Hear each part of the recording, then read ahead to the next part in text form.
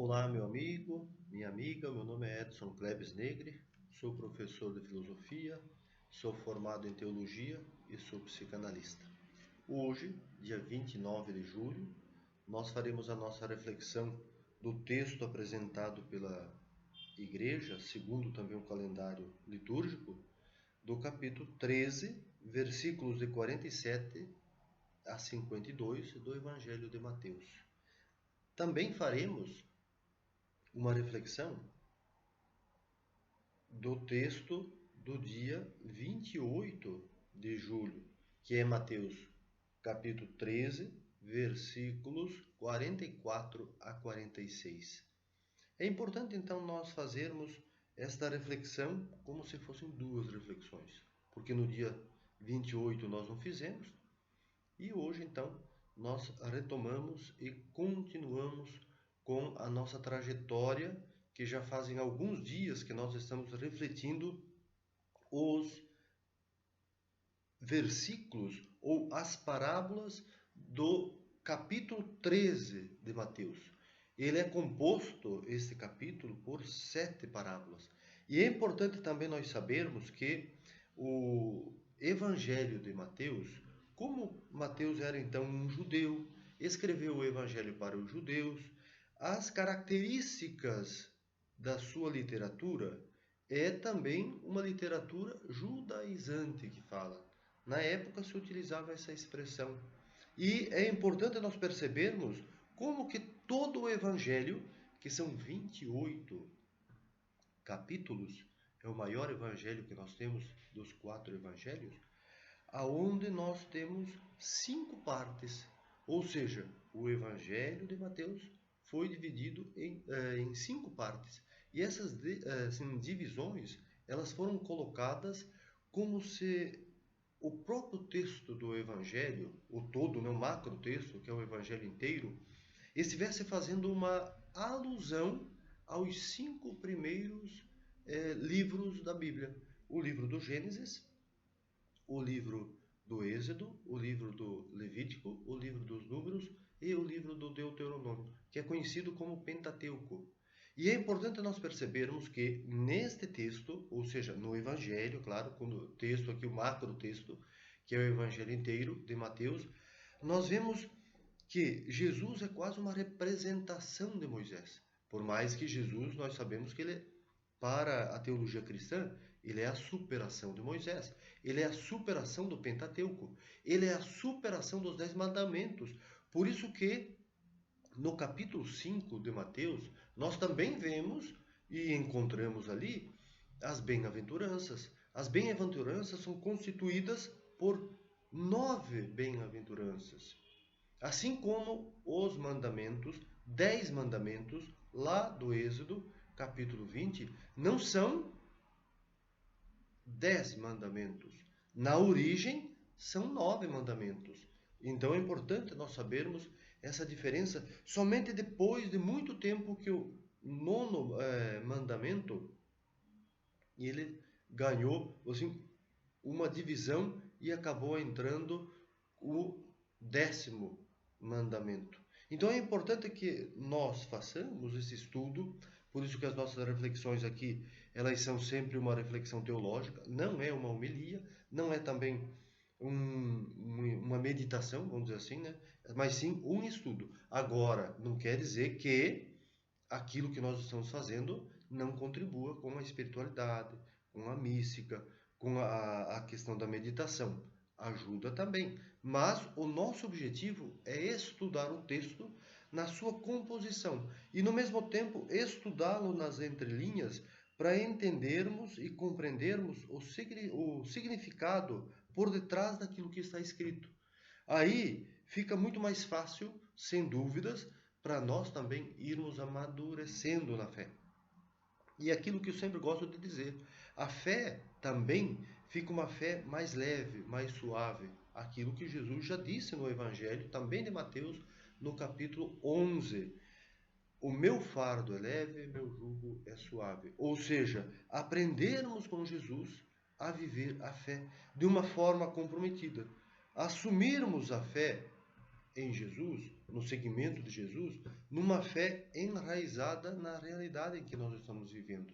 Porque nós veremos que o texto de hoje e também o texto do dia de ontem, quarta-feira, né, dia 28 de julho, são dois textos pequenos, mas estão dentro da realidade. E Jesus está mostrando para os seus discípulos aquilo que está acontecendo e que Mateus então registrou. Mateus ou a comunidade de Mateus. Nós utilizamos o termo Mateus porque o Evangelho recebeu depois esse nome. Mas como nós já dizemos, assim, já comentamos, né, já falamos, já refletimos em outros momentos, em outros vídeos, em outras reflexões, Mateus é porque precisou colocar um nome, fazer um autor. Mas nós não sabemos se foi um, dois autores ou autoras. Mas aqui é o mais importante, nós percebemos a comunidade que atua. É a comunidade que se organiza e que começa a falar e no mesmo tempo começa a confeccionar a fé coletivamente para transformar aquela realidade agitada, como nós veremos no texto, por exemplo, de hoje, dia 29, na questão das redes. As redes jogando no mar e os peixes sendo assim retirados desta rede, simboliza o comprometimento dos pescadores, que são os discípulos, as discípulas de Jesus, que estão no momento complexo da vida. A comunidade está enfrentando perseguições, a agitação do mar, né, que nós já comentamos muitas vezes, representa a violência, a força do exército romano que domina toda a Palestina. E Jesus está nesse meio, ou viveu nesse meio. Agora quem está vivendo não é mais Jesus, porque quando a comunidade escreve o Evangelho, nós já estamos no ano 80 a 90, depois da morte de Jesus. Olha que interessante. A morte de Jesus, que acontece ali pelo ano, então, 34, 37 do primeiro século, mas o Evangelho é depois, ou seja, é posterior, em média 30, 40 anos depois. Então aqui provavelmente temos uma, duas gerações depois da morte de Jesus. E quando falamos de morte de Jesus, é importante lembrarmos que foi uma morte brutal. O Estado romano faz um complô juntamente com as lideranças judaicas. Que o Evangelho de Mateus vai ser sempre um entrave. As colocações de Jesus sempre é uma colocação para que as multidões, os discípulos ou as discípulas percebam o que os fariseus, doutores da lei e escribas são capazes de fazer por eles mesmos e contra o povo, para manter-se sempre num status social, né, religioso, cultural, político, acima daquilo que o povo vem passando. Aí fica muito mais fácil para nós entendermos o que significa o tesouro, o que significa uma pérola. Já imaginou um camponês que provavelmente era escravo naquela época, trabalhava para pagar impostos, tanto para o templo quanto para a estrutura romana, encontrar uma pérola para ele era um momento de grande alegria, como diz o texto. Mas Jesus vai mostrar que esta alegria não é porque você encontra uma pérola a nível pessoal somente. Jesus vai dizer que você, eu digo Jesus, mas aqui entendendo que é Mateus que vai escrevendo, colocando na boca de Jesus, como se Jesus estivesse contando, como se Jesus estivesse falando, mas quem está retratando, ou seja, reproduzindo, é a comunidade matiana, a comunidade de Mateus. E aí nós vamos ver então que esse tesouro, quem é? O tesouro pode ser o próprio Jesus, mas também a própria comunidade. O campo é o lugar aberto para acontecer a missão dos seguidores e seguidoras de Jesus. E no mesmo tempo essa pérola também pode ser os valores e no mesmo tempo o próprio Jesus que está junto com a comunidade. Porque no Evangelho de Mateus, é importante nós sabermos, ele não coloca um Jesus acima ou embaixo ou fora da comunidade ou da realidade humana, mas sim junto. A centralidade, se nós vamos ver, do Evangelho de Mateus, ela é encontrada lá no capítulo 28, já no final, versículo 20, Quando Jesus diz para os discípulos que eu sempre estarei no meio de vós. Ele termina com essa passagem, com esse versículo, o Evangelho, e começa com a expressão quando Jesus recebe o nome de Emanuel. Emanuel quer dizer Deus conosco. E então ele termina também com a mesma expressão. Não, ou melhor, não a expressão no sentido conceito ou nome, Emanuel, mas sim o sentido do nome. Eu sempre estarei no meio de vós. Olha que interessante. Eu sempre estarei no meio de vós. Ou seja, valorizando o coletivo.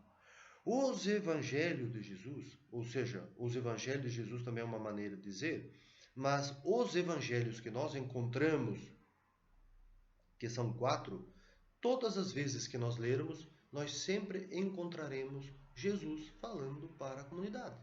Alguma outra vez nós vemos Jesus falando com uma pessoa somente, ou com um homem, com uma mulher, crianças, jovens, mas sempre trazendo para a comunidade. É importante nós termos este pensamento, esta reflexão, este sentimento de coletividade, ou seja, de pertença a uma comunidade.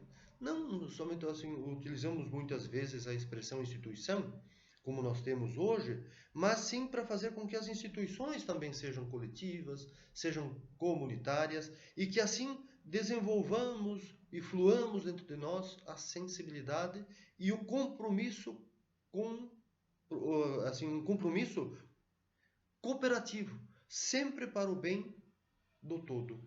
Isso é importante, então, nós sentirmos e, no mesmo tempo, agirmos quando nós lemos o Evangelho e também refletimos.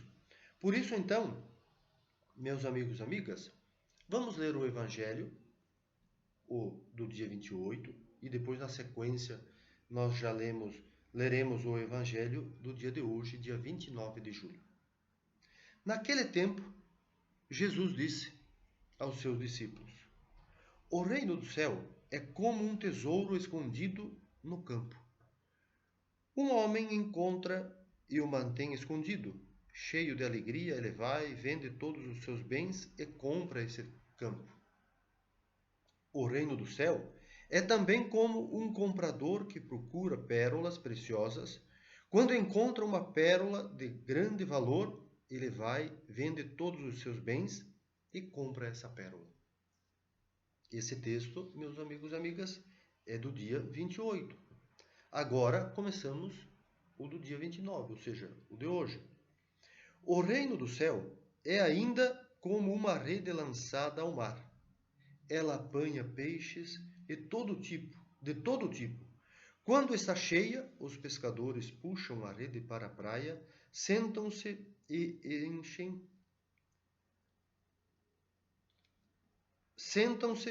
escolhem. Os peixes bons vão para os cestos. Os que não prestam são jogados fora. Assim acontecerá no fim dos tempos.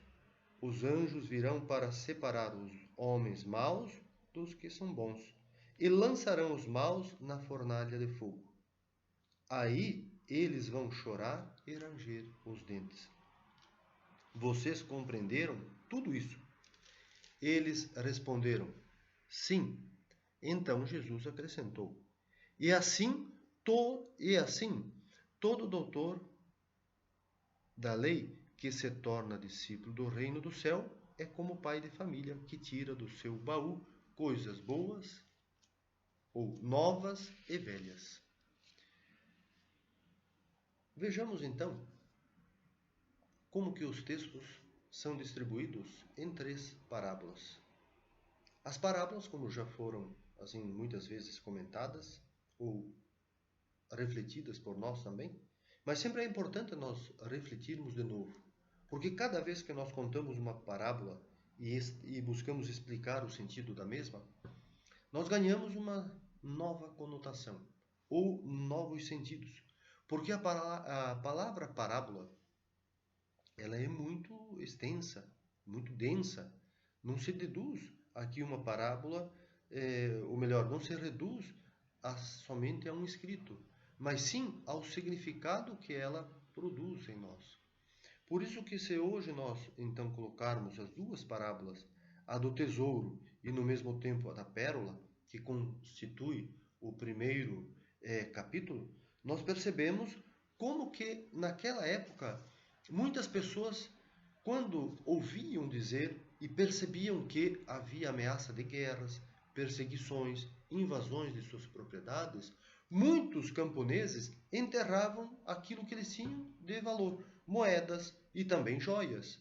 E então eles acreditavam que um dia voltariam para suas propriedades. O problema é que a maioria das pessoas não conseguiam voltar. E essa terra, então, era possuída por outras pessoas. E um dia, esta pessoa que chegou nessa terra, que não era dele, escavando, cultivando, no manuseio da agrícola, ele então encontra um tesouro. É claro que para ele vai ser uma alegria muito grande, vai ser uma alegria imensa encontrar esse tesouro, pois ele não esperava, era uma surpresa para ele. É assim que o Mateus, ou a comunidade batiana, faz este paralelo com a alegria de quem encontra o reino. E é importante que o Mateus coloca sempre reino dos céus. E aqui, meus amigos e amigas, reino dos céus pode ser também a própria comunidade de Jesus, que vive a solidariedade, que vive a partilha. Não é esse reino que vem depois da morte. Porque senão, pensemos, como seria a nossa vida viver aqui sonhando somente com a vida pós-morte? Nós temos que alimentar os nossos sonhos e Jesus nunca deixou de fazer isso consigo mesmo e também com as pessoas, com os discípulos, com as discípulas, enfim, com todos aquelas que ouviam. Ele alimentava um sonho de mudança da realidade, para que a nossa vida aqui neste mundo pudesse ser melhor, mais pacífica, mais justa, mas isso também depende de nós, depende da opção. Por isso que o texto, então, quando o Evangelho vai dizer que ele vende tudo, é porque exige uma opção, exige uma decisão. Esta comparação com o vender tudo para conseguir a pérola quer dizer que a opção de vida, ou a decisão que nós fazemos, é também uma decisão comunitária. Nós nos comprometemos em construir uma sociedade mais justa. E aí nós podemos entender qual é o valor, ou qual é o maior valor do ser humano a não ser a própria vida. E qual é a expressão que nós podemos dar à nossa vida a não ser a partilha. Nada melhor de nós repartirmos aquilo que nós temos também com os nossos irmãos. No momento de dor, no momento de sofrimento, no momento de fome, é claro que nós podemos sim partilhar com aqueles que não têm.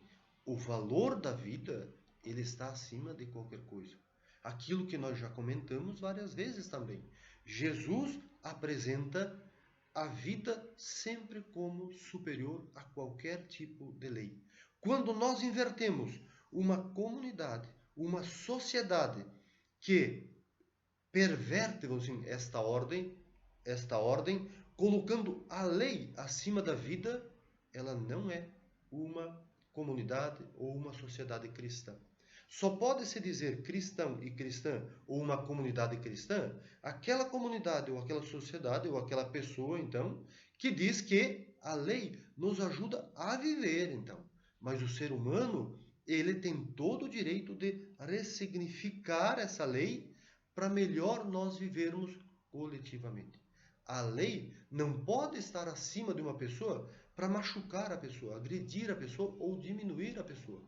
Por isso que muitas vezes, muitas pessoas têm a dificuldade de entender quando nós começamos, por exemplo, a estudar os próprios evangelhos e a vida de Jesus. Porque muitos e muitas ficaram sempre no patamar da catequese. Não que a catequese não seja importante, claro que sim, ela faz parte da composição da igreja, mas aqui teríamos que ter também uma formação da eclesiologia. Não uma formação, podemos dizer, eclesiástica, mas sim eclesiologia, que vem de eclésio, que é um estudo, um pensamento, uma reflexão sobre a igreja.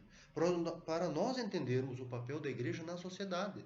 Por isso que uma das doutrinas importantíssimas que temos que estudar, que temos que conhecer, se chama doutrina social da igreja. Qual é o papel da igreja na sociedade? Para a transformação social, para a mudança social e, no mesmo tempo, para que todos vivam dignamente as suas vidas. No texto de hoje, a parábola da rede, nós percebemos que a rede é o próprio Evangelho. E como então este Evangelho está sendo lançado? Para quem está sendo lançado? Quando está sendo lançado?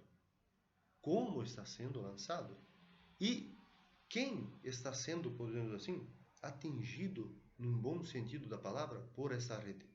Nós sabemos que a rede, ela tem essas artimanhas de nos entrelaçar. Mas aqui não é um aprisionamento. A rede, o entrelaçamento entre eu e a rede, ou você e a rede, o discípulo, a discípula com a rede, ou seja, com o Evangelho, é uma questão de incorporação. A rede está em nós e nós estamos na rede como uma missão, ou como um segmento àquilo que Jesus havia ensinado, e no mesmo tempo agora nós estamos partilhando, ou seja, nós estamos lançando para que novas pessoas sejam acolhidas dentro das nossas comunidades. Por isso aqui a rede simboliza não o amarrar uma pessoa no sentido de aprisionamento, mas sim a rede, ela simboliza a acolhida da comunidade. Por isso que nós temos aqui no lançamento, e olha que interessante, o lançamento ele é feito no mar, na turbulência do mar, na agitação do mar, para mostrar que o mar é aquela realidade violenta, como eu dizia no início do vídeo. Ela está sendo violenta porque há violências de todos os lados. A comunidade está sendo perseguida. Muitas pessoas que se diziam cristãs, ou seja, muitos discípulos e discípulas de Jesus sendo mortas, brutalmente assassinados e assassinadas. E então essa rede é acolhida. E quando se lança a rede, se traz a rede cheia de peixes para a praia. Olha que interessante. A praia é a comunidade, aonde está vivendo já a questão da fraternidade, a igualdade, a cooperação. E todos sentam. Sentam quer dizer dignidade para todos. Porque naquele contexto, sentar era sinônimo, ou sinal, melhor dizendo, de dignidade humana.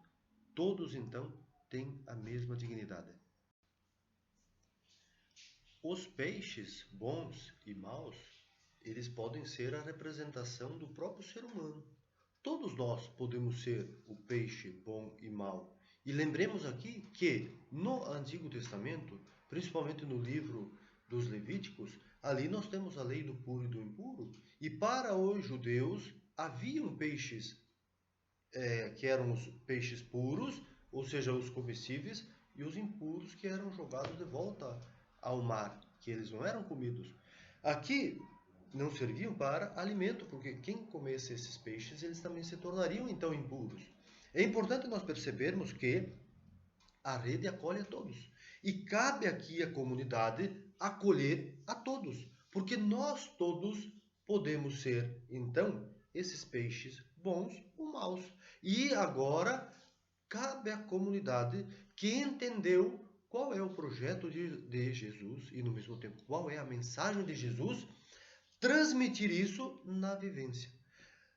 Trabalhar no sentido de tornar-se também ser humano tolerante, flexível, capaz de entender a força do amor, a força da compaixão, a força da misericórdia, a força da partilha, a força da bondade, a força da misericórdia, mas força aqui não de confronto, mas a força de fortaleza, essa força divina que nos ajuda também a nos entender, a ir e também ir nos moldando ou purificando, podemos dizer assim, usando até essas expressões. E é importante que percebamos que a comunidade precisa nos ajudar então. Ou seja, ela ajuda aquele que adentra em seu espaço para ir, podemos dizer assim, superando aqueles sinais de morte que muitas vezes todos nós somos possuídos, que muitas vezes nós não percebemos. Como que nós damos continuidade a um pensamento de morte, a um sentimento de morte, a uma raiva, a um ódio que quer eliminar o outro? Então, toda essa comunidade acolhe a todos para fazer com que todos possam entender, compreender e, no mesmo tempo, sentir-se acolhido e, no mesmo tempo, acolhedor. Sentir-se acolhido e acolhedor. É esta a proposta de Jesus. Por isso, então, que ele ama a todos, nos ama porque ele também nos convida a viver esse amor, ou seja, amar a todos. É um exercício contínuo. Sem dúvidas, temos que viver e conviver para aprendermos uns com os outros. E para ir concluindo, no final, Jesus, ou o evangelista, vai dizer que, é interessante aqui a comparação, que ele vai dizer, então, que o doutor da lei, que se torna discípulo do reino do céu, é como se fosse um pai de família, que tira do seu baú coisas novas e velhas. Olha que interessante. O doutor da lei também é acolhido. E aí, ele contribui como um discípulo do reino, porque ele também dentro da família, aqui a família é a comunidade. Na comunidade, todos são irmãos e irmãs. Não há juízes, porque na comunidade de Jesus, ou na comunidade cristã, não pode ter juízes. Todos são irmãos e irmãs e todos se comprometem uns com os outros. E o tirar do baú as coisas novas e velhas não é para descartar uma e incluir outra, mas sim, nesse contexto, ele está dizendo que o doutor da lei, ele é capaz de buscar também no baú as coisas velhas no sentido, aquilo que foi ensinado, que agora é colocado com outras perspectivas, que é o Antigo Testamento, as leis do Antigo Testamento, os profetas, as lideranças do Antigo Testamento, como que agora elas podem nos ajudar a entender também o Novo Testamento.